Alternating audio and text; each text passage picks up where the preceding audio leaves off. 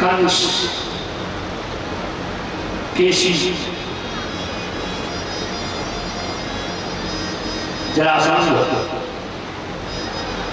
बकासुर, धेनुकासुर, बड़े बड़े दुर्दांत आतंकवादियों का विनाश किया। तो मैं उन प्रभु की प्राकृति की कथा सुनना चाहता हूं कि वह प्रभु भागवत में सुखदेव जी ने परीक्षित को समझाया और हरिवंश पुराण के माध्यम से व्यास की परीक्षित के पुत्र जन्मेजय बता रहे हैं कि राजन अब चंद्रवंश की परम पुण्यमयी कथा को श्रवण करें।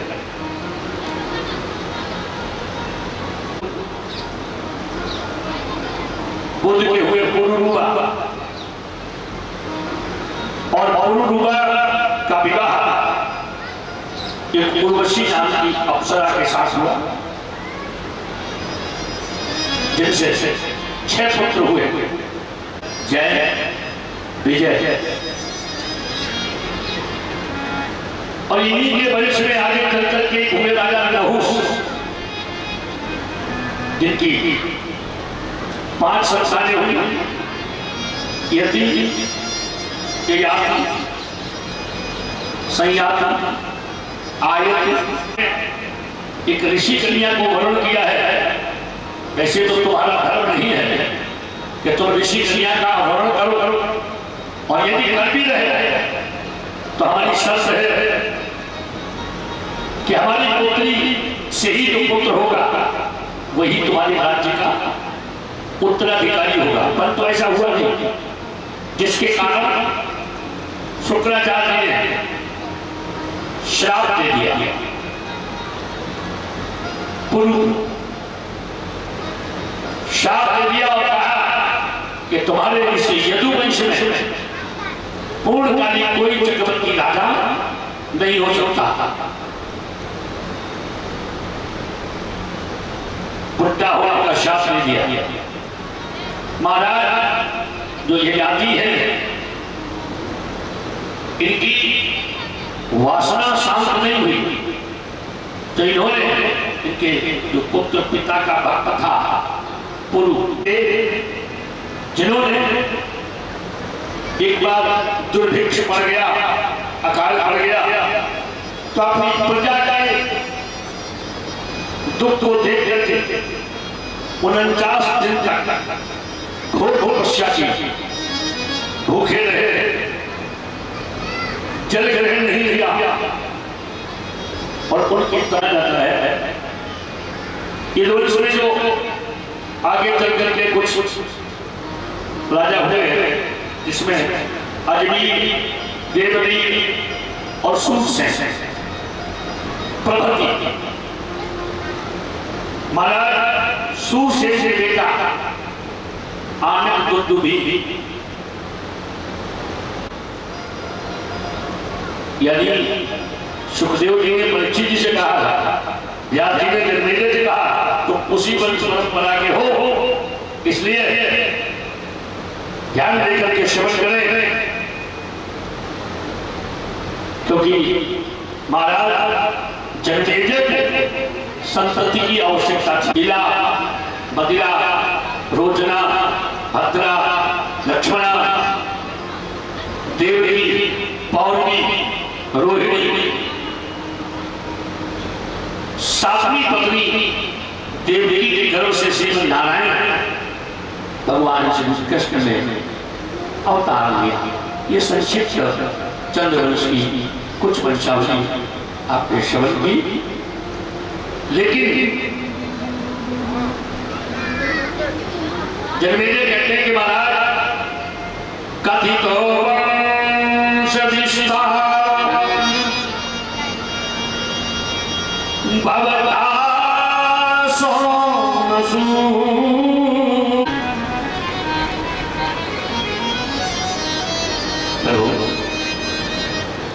आपने हमें सूर्यवंश और चंद्रवंश बना हूं वो सुना। व्यास जी पूछते कौन सी कथा? धर्मशीलस्य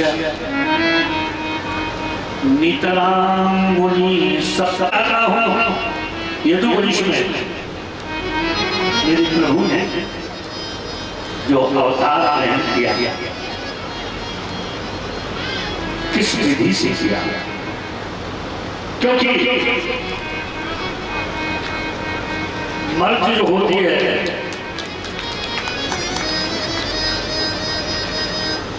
तीन प्रकार की औषधि होती है रोग मिटाने के लिए। आप सबको पता है तीन प्रकार की औषधि जो लोग करते हैं, बोले कोई साइड इफेक्ट नहीं, कोई साइड इफेक्ट नहीं। अरे एलोपैथिक में तो साइड इफेक्ट है ही। वो अलग बात है कि किसी को थोड़ी जल्दी हो जाती है किसी को दिनों के बाद। अच्छा, दूसरे आयुर्वेदिक जो औषधि है वो जल्दी खाते नहीं।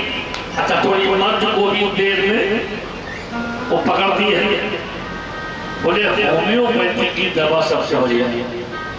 कैसे? कहा कि होम्योपैथी की दवा सब मर्जों की जड़ों को कमजोर करते हुए धीरे धीरे तो काम करती ही है, साथ ही साथ खाने में भी आनंद आता है।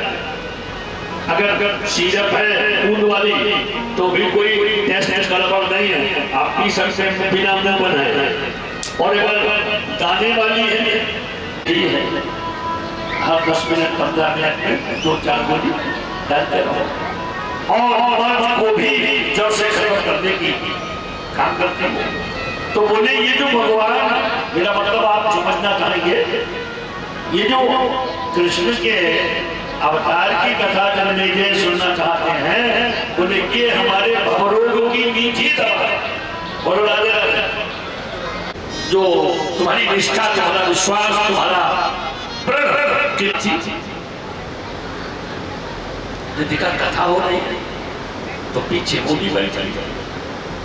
और पंडित जी बोल रहे थे अपनी कथा के भाव में कि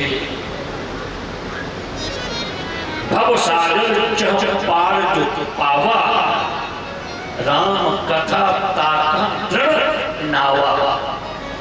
भव सागर से जिसको पार होना है वो भगवान की कथा रूपी नौका में बैठ जाए और पार हो जाए। अब वो चूंकि बिना पढ़ी लिखी वो कथा जब समाप्त हो गई तो पंडित जी के पास आई, बोले महाराज आप कहते हैं कि भवसागर से पार होने के लिए कथा की नाव में बैठ जाए, तो हम तो नदी पार से आती है।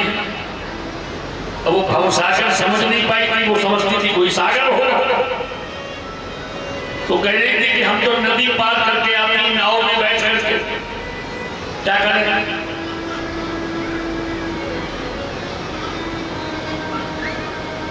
ऐसा कुछ करो कि हमें नाव में ना बैठना पड़े। तो पंडित जी ने कहा कि तुम नाव में ना बैठो, बस राधे श्याम सीताराम, राधे श्याम सीताराम ना कहो और तू भवसागर से पार हो जाएगी। पंडित जी ने तो कथा में कह दिया, लेकिन उसका अपना भाव देखिए, वो बिल्कुल समर्पित हो गई और पूर्ण विश्वास के साथ कहने लगी, पहले तो आज हम प्रैक्टिकल करके तो देखें, भवसागर तो अभी हमने देखा नहीं कितना बड़ा है, लेकिन नदी तो देखिए वो रोज आती है। तो नदी अगर पार हो गई तो भवसागर भी पार हो जाएगा। और वो गई नदी के किनारे, राधे श्याम सीताराम, राधे श्याम सीताराम, राधे श्याम सीताराम, राधे श्याम सीताराम। और जैसे जमीन पे चलती है, थोड़े कहती है।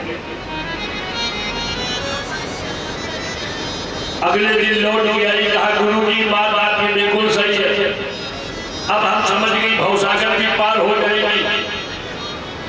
ऐसा करो गुरु जी, आपने बड़ी नाव उस तरफ है, गांव भी उधर है उसका, और कहे गुरु जी चलो। अरे गुरु जी बोले नाव तो आ जाने दो। कहा गुरु जी अब नाव की जरूरत नहीं रह गई, क्योंकि आपने कहा था भव सागर जहाँ पार जो पार, भव सागर जहाँ पार जो पार।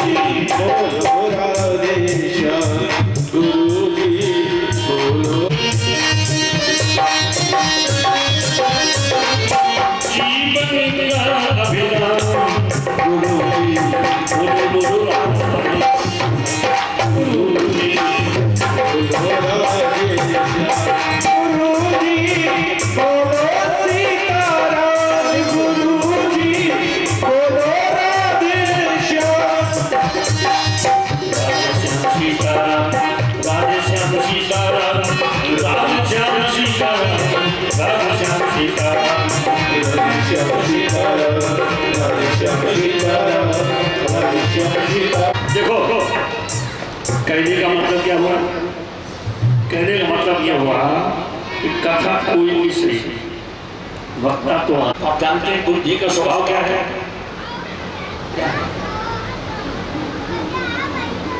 बुद्धि का स्वभाव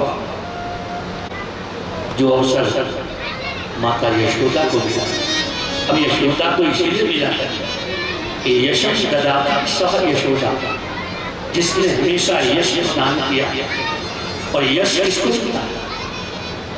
यश उसी को मिलता है जो पराभव क्रिया करता है। पराभव क्रिया का तात्पर्य है जिसने अपना जीवन परोपकार के लिए ही समर्पित किया है, वही इसका भाजन बनता है, वही इसका भागीदार है। बाकी सब अपहरण के मार्ग पर हैं, अपहरण के मार्ग पर हैं, कोई भी व्यक्ति समर्पण के मार्ग पर नहीं है। क्षमा करिएगा, आप ढूंढते रह जाओगे, और जिसके पास समर्पण का मार्ग होगा उसके पास सत्य होगा, और जिसके पास सत्य होगा उसके पास धर्म होगा, और जिसके पास धर्म होगा उसके पास नारायण की प्रीति कृपा होगी। इसमें कोई संशय नहीं है। बोलो जय श्री राधे। वाधते पिबन्तं तन्मुखां भोज अच्युतं हरि कथा अमृतम। क्या बात है? उस समय पर जो वर्षा हो रही है, बस उसी रस का पान कर रहे हैं। बोलो राधे राधे। ऐसे जैसे हम वैसे अरे राधे को, अरे राधे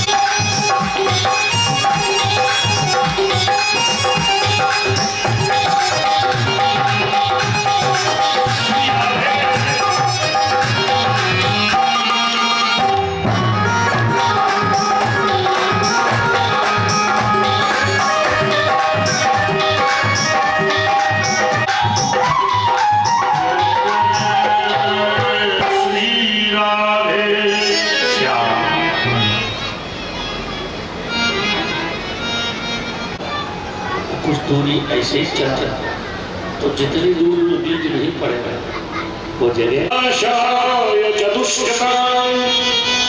धर्म संस्थापनार्थाय संभवामि युगे युगे। कोई लेखक नहीं है, ईश्वर भगवान की बात है कि जब जब अरे जो मानवता के सिद्धांत का विरोध करने लगते हैं, माता पिता गाय गुरु सबसे ब्राह्मण कन्या, इनका जब अपमान होने लगता है, करही अमीति ये चारी नहीं बननी, सीधही विप्रथे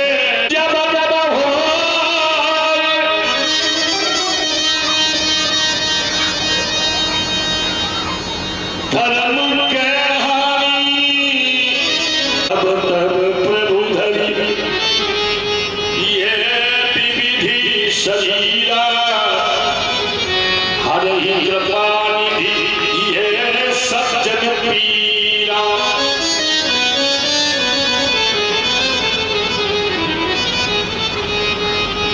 राजा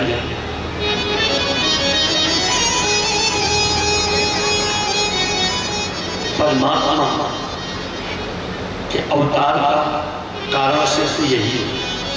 एक ऐसा संघर्षीपन और जरासंध जैसे राजा पाप आचरण करने लगे, पृथ्वी पापियों से पीड़ित होने लगती है, तो देवताओं के साथ मिलकर हमें लगे। सबने प्रभु की आराधना की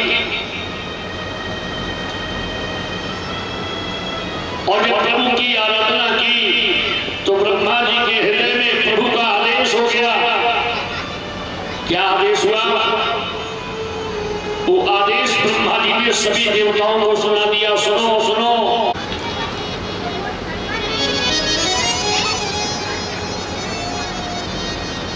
भगवान श्री वासुदेव का अवतार। क्या शंका हुई? महाराज जब परीक्षित ने कथा सुनी थी तो उस समय वसुदेव जी के घर में होगा या घर में हुआ? बोले हाँ। कहा तो मैंने तो सुना है कि भगवान श्री कृष्ण का अवतार। तो समाधान ये था, न ग्रहम ग्रह क्या ग्रहणी ग्रहम मुख्यते। सिद्धांत दिया प्रभाव में आकर के अनर्गल प्रलाप करते हैं। शास्त्र सम्मत व्यासपीठ है। इस पीठ के द्वारा अनर्गल प्रलाप मथुरा मंडल में अवतार लेने लगे। ये जितने भी ग्वाल बाल हैं, जो ग्वालिनी हैं, ये सब देवी और देवता के अवतार हैं। पृथ्वी भूमि से पता चलेगी आज भी। निश्चित मैं तो जाता हूँ, देखता हूँ, ठाकुर जी की ऐसी कृपा है। मस्तक पर लगे, शायद आप देखते होंगे कि प्रजरज है, पास में ही रहती है। जीवन